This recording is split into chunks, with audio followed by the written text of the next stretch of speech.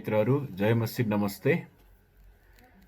म यो नयाँ श्रृङ्खला सुरु गर्न लागेको छु अनि यो श्रृङ्खलामा हामी बाइबलमा मुख्य विषय के हो भनेर हामी हेर्नेछौँ। बाइबल एउटा व्यक्तिको विषयमा केन्द्रित छ। बाइबलको सुरुदेखि उत्पत्तिदेखि प्रकाशसम्म प्रत्येक पुस्तक, प्रत्येक अध्याय, प्रत्येक खण्डहरू नै र दुवै करार एउटै व्यक्तिको बारेमा केन्द्रित छ अनि त्यो व्यक्ति हुनुहुन्छ प्रभु येशू ख्रीष्ट। अनि आगामी केही श्रृङ्खलाहरूमा हामी प्रत्येक पुस्तकलाई मुख्य रूपमा, प्रत्येक बाइबलका मुख्य खण्डहरूलाई, पुस्तकहरूलाई हामी हेर्नेछौँ कसरी यी खण्डहरू, यी पुस्तकले हाम्रा मुक्तिदाता प्रभु येशू ख्रीष्टको बारेमा बोलेको छ, कसरी बाइबलको मुख्य कुरा प्रभु येशू स्वयं हुनुहुन्छ भनेर हामी यहाँ हेर्नेछौँ। अनि यो पाठको तयारीमा मलाई एउटा चुनौती आएको थियो। केही समय अगाडि मेरो एकजना मित्रले मलाई सोध्नु भएको थियो, आजभन्दा 2000 वर्ष अगाडि येशू पृथ्वीमा आउनुभयो, त्योभन्दा अगाडि चाहिँ येशू प्रभु कहाँ हुनुहुन्थ्यो, तिमीहरूको येशू कहाँ थियो भनेर येशूलाई विश्वास नगरेर एकजना मेरो साथीले सोध्नु भएको थियो। अनि त्यसले मलाई ठुलो चुनौती थपिदियो र मैले अध्ययन गर्ने मौका पाएँ र मैले जुन पाठ तयार पारेको छु त्यो पाठ चाहिँ मैले अध्ययन गरेको र मैले यसमा चाहिँ नर्म गाइजलर को शिक्षाबाट धेरै कुराहरू लिएको छु। त्यसकारण म उहाँको लागि पनि परमेश्वरलाई धन्यवाद दिन्छु कि उहाँको पाठहरूबाट मैले तपाईँहरूको बिचमा धेरै कुरा अब येशू ख्रीष्टको बारेमा बाँड्दैछु। अनि यो चाहिँ उहाँले बोल्नुभएको प्रवचनका धेरै कुराहरू मैले उल्लेख गरेको हुनेछु। बाइबलको केन्द्रीयता, बाइबलको मुख्य कुरा, बाइबल कुन व्यक्तिको बारेमा केन्द्रित छ भनेर भन्दाखेरि बाइबल येशू ख्रीष्टको बारेमा केन्द्रित छ। यो कुरा येशू प्रभु आफैले भन्नुभएको छ। येशू प्रभु आफैले भन्नुभएका 5वटा पदलाई आज हामी हेर्नेछौँ। येशू प्रभु आफैले कुन प्रसङ्गमा उहाँको बारेमा बाइबलले बताउँछ भनेर भन्नुभएको कुरालाई हामी विचार गर्नेछौँ। मत्ती 5:17 येशू प्रभुले यसरी भन्नुभयो, व्यवस्था अथवा अगमवक्ताहरूलाई रद्द गर्न आएको भन्ने नसम्झ, म ती रद्द गर्न होइन तर पुरा गर्न आएँ। येशू प्रभुले व्यवस्था र अगमवक्ता भनेर येशू प्रभुले पुरानो नियमको कुरा गर्नुभएको। पुरानो नियममा येशू प्रभुको बारेमा लेखिएको छ, उहाँको आगमनको बारेमा लेखिएको छ। पुरानो नियमले उहाँको आगमनको भविष्यवाणी गर्दछ भन्ने कुरा यसले सङ्केत गर्न खोजेको। प्रभु येशूले त्यही भन्न खोज्नु भएको। व्यवस्थामा अगमवक्ताको पुस्तकहरू, व्यवस्था भन्नाले बाइबलको सुरुको 5वटा पुस्तकहरू, उत्पत्ति, प्रस्थान, लेवी, गन्ती, व्यवस्था, यी 5वटा पुस्तकहरूमा उहाँको बारेमा जे कुरा लेखिएको छ, अगमवक्ताहरूको पुस्तकमा उहाँको बारेमा जे कुरा लेखिएको छ त्यही पुरा गर्नलाई येशू प्रभु आउनुभयो भनेर उहाँले भन्नुभयो। यसको अर्थ पुरानो नियममा पनि येशू प्रभु हुनुहुन्थ्यो। हो, हामीलाई थाहा छ येशू प्रभु स्वयं परमेश्वर सृष्टिकर्ता हुनुहुन्छ। यूहन्ना 1 अध्यायमा लेखेको छ, बनिएको कुनै पनि कुरा उहाँ बिना बनिएन, उहाँ आदिमा हुनुहुन्थ्यो अनि उहाँ परमेश्वरसँग हुनुहुन्थ्यो, उहाँ स्वयं परमेश्वर हुनुहुन्थ्यो भनेर हामी बाइबलमा पढ्न पाउँछौँ।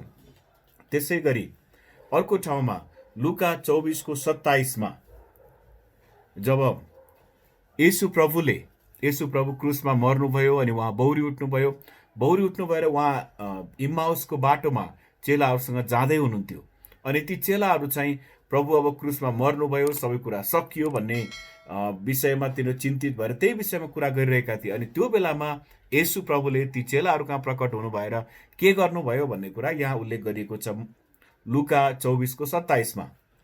तब मूसा र सबै अगमवक्ताहरूबाट सुरु गरेर उहाँले धर्मशास्त्रमा आफ्नो विषयमा लेखेका कुराहरूको अर्थ तिनीहरूलाई खोलिदिनु भयो।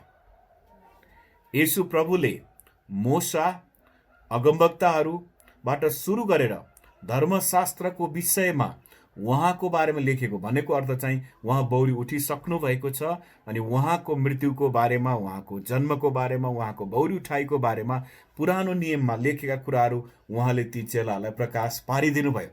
यसको अर्थ के हो भनेदेखि पुरानो नियमले पनि येशू ख्रीष्टको बारेमा बोलेको छ, येशूको आगमनको बारेमा बोलेको छ। त्यही कुरा नै येशू प्रभुले भन्न खोज्नु भएको।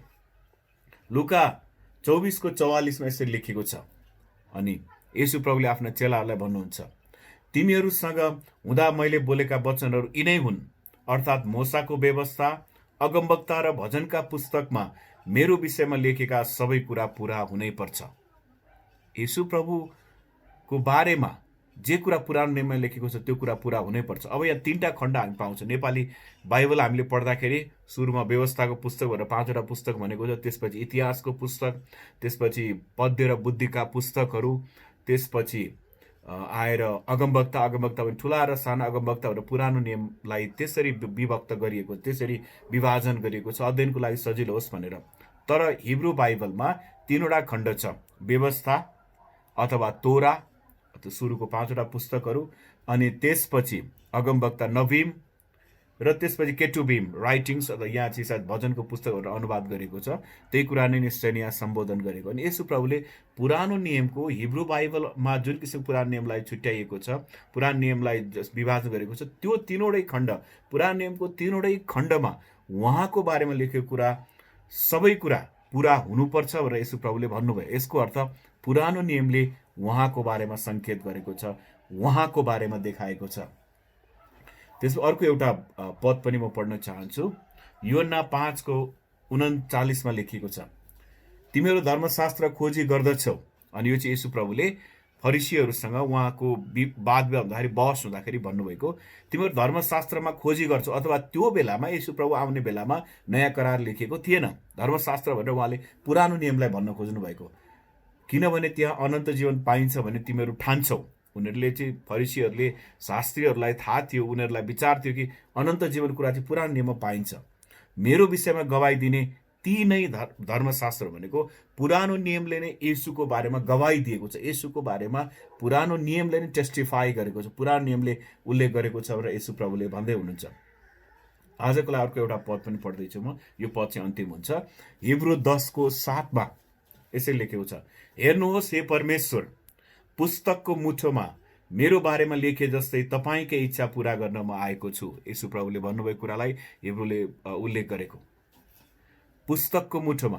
त्यो बेलामा पुस्तकको मुठो भनेको पनि पुरानो नियम नै हो, किनभने त्यो बेलामा इतिहास पढ्दाखेरि हामीलाई थाहा छ नयाँ नियम चाहिँ येशू प्रभु स्वर्ग जानु भएपछि पछि प्रेरितहरूले लेखेका हुन्, प्रभुका चेलाहरूले, र ती चेलाका केही चेलाहरूले पनि लेखेका हुन् भन्ने कुरा हामीलाई थाहा छ। जब हामीले उत्पत्तिको पुस्तकमा जब मानिसले पाप गर्यो, त्यसपछि परमेश्वरले एउटा प्रतिज्ञा गर्नुभयो कि स्त्रीको सन्तानले नै सर्पको, दुष्टको, शैतानको शिरको च्याउनु हुनेछ। अनि त्यसपछि परमेश्वरले, जब हामी बाइबललाई अगाडि हेर्दै जान्छौँ, परमेश्वरले आफ्नो पुत्रको आगमनलाई अझ अगाडि, अझ उजिल ल्याउँदै, अझ बढी प्रकट गर्दै, अझ बढी देखाउँदै जानुभएको छ। दोस्रो सामुएल 7 आइपुग्दाखेरि परमेश्वरले दाउदलाई भन्नुहुन्छ, तेरो सिंहासन म सधैँको लागि स्थिर गराउनेछु, तँबाट एउटा राजा जन्मिनेछ। त्यो चाहिँ त्यो राजदण्ड चाहिँ कहिले हट्ने छैन भनेको अनन्तको राज्य हुनेछ र परमेश्वरले प्रतिज्ञा गर्नुभएको छ।